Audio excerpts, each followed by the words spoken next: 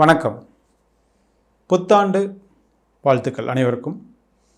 2025 புத்தாண்டு பலன்களை உங்களுக்காக தொகுத்து வழங்குவது உங்கள் ஜோதிடர் உத்தரகுமார், கொங்கு மண்டலத்திலிருந்து.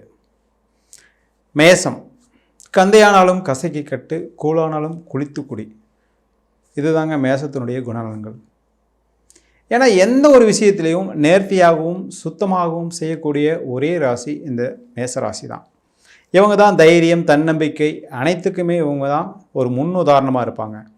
இப்பேற்பட்ட ராசிக்கு இந்த வருடம் புத்தாண்டு பலன்கள் எப்படி இருக்குன்னு உங்களுக்காக இந்த புத்தாண்டு பலன்களை பார்ப்போம். வருகிற மார்ச் மாதம் 29ஆம் தேதி சனிப்பெயர்ச்சியும், மே மாதம் 14ஆம் தேதி ராகுக்கு அதாவது குரு பயிற்சியும், அதே மாதம் 18ஆம் தேதி ராகுகேது பயிற்சியும் வருவது மிகவும் ஒரு சிறப்பான அமைப்பு.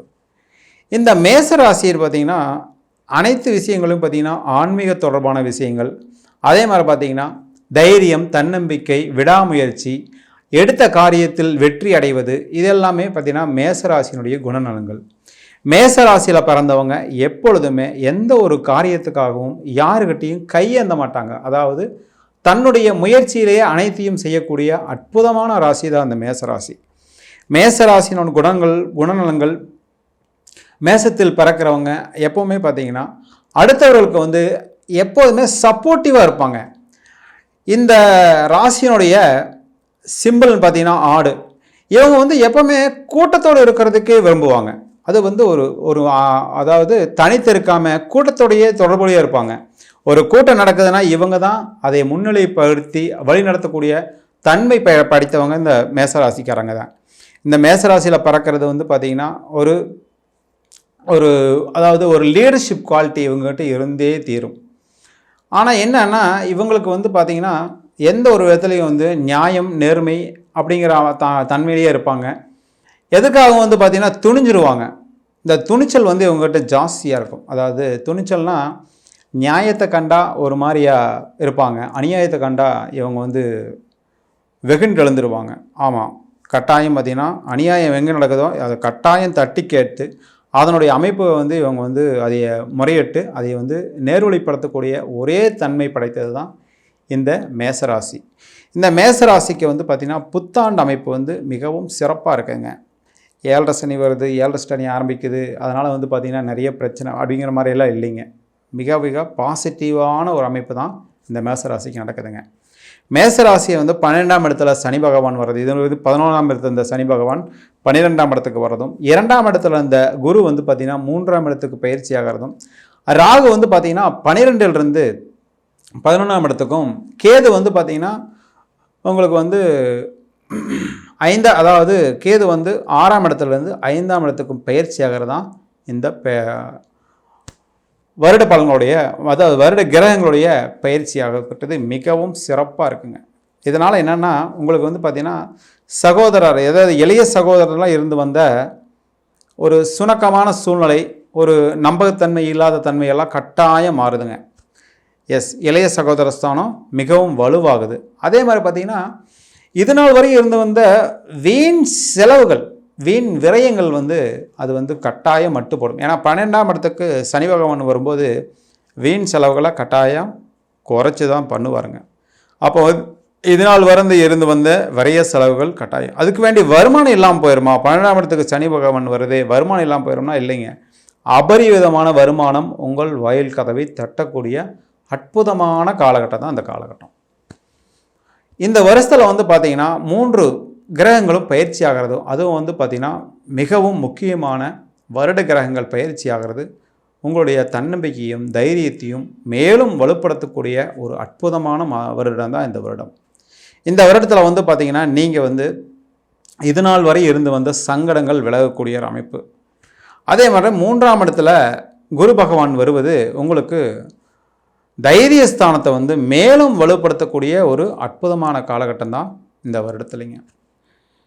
அதாவது தைரியத்தினால, தைரியமான முடிவுகள் எடுக்கிறனால உங்களுக்கு பண வரவுகள் உண்டு, நல்ல விதமான பண வரவுகள் உண்டு.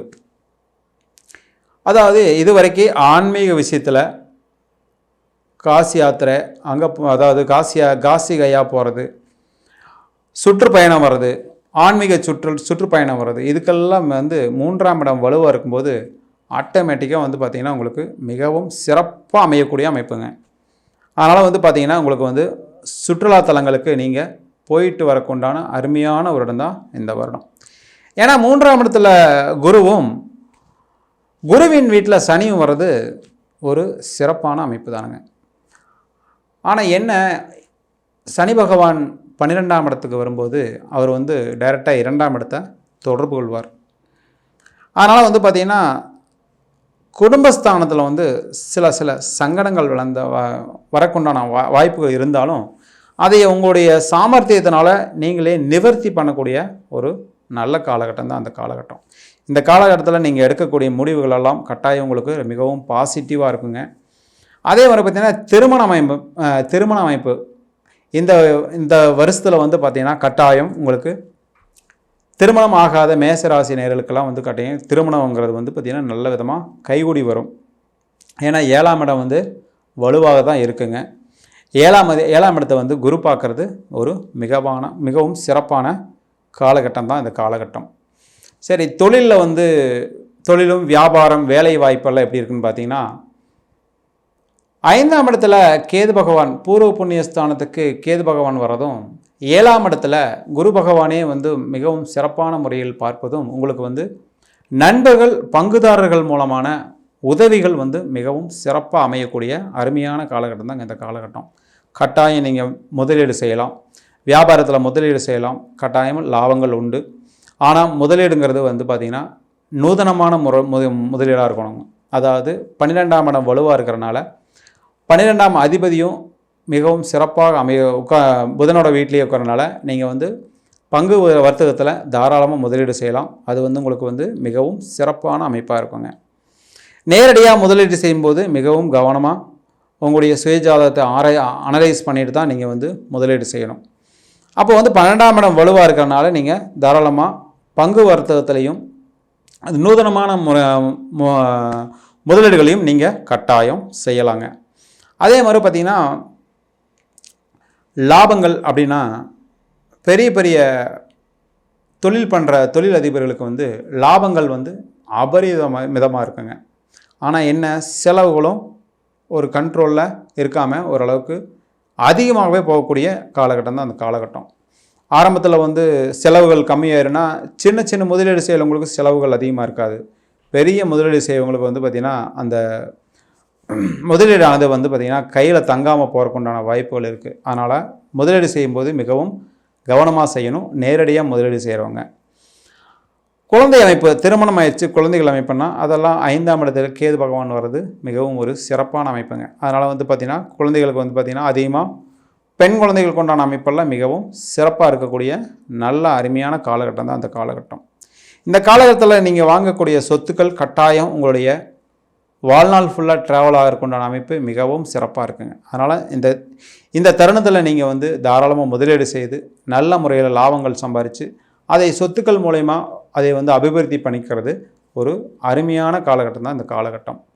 இந்த காலகட்டத்தில் நீங்கள் அதிக முதலீடு செய்கிறவங்க மட்டும் வந்து பார்த்திங்கன்னா உங்களுடைய சுய ஜாதகத்தை கட்டாயம் நீங்கள் அனலைஸ் பண்ணிக்கணுங்க. அது வந்து பார்த்திங்கன்னா கீழ்கண்ட நம்பருக்கு என்னை காண்டாக்ட் பண்ணி நீங்கள் வந்து உங்களுடைய சுய ஜாதகத்தை தாராளமாக அனலைஸ் பண்ணிக்கலாம். அதுக்குண்டான அருமையான காலகட்டம் தான் இந்த காலகட்டம். ஏன்னா வந்து என்னதான் கிரகங்கள் கோச்சார ரீதியாக சிறப்பாக இருந்தாலும் சுயஜாதகம் தசாபுத்திகள் அடிப்படையில் தான் பலன்கள் வந்து மிகவும் துல்லியமாக நடக்கும். சரிங்களா? அதனால் வந்து பார்த்தா கட்டாயமாக உங்களுடைய சுயஜாதகத்தை நீங்கள் அனலைஸ் பண்ணிவிட்டு அதுக்கு தகுந்த மாதிரி முடிவுகளை உங்களுக்கு சாதகமாக பயன்படுத்தி கட்டாயம் வாழ்க்கையில் நல்ல விதமாக வெற்றி அடைய மேசராசினியர்களுக்கு மிகவும் சிறப்பான புத்தாண்டு நல்வாழ்த்துக்கள். நன்றி, வணக்கம்.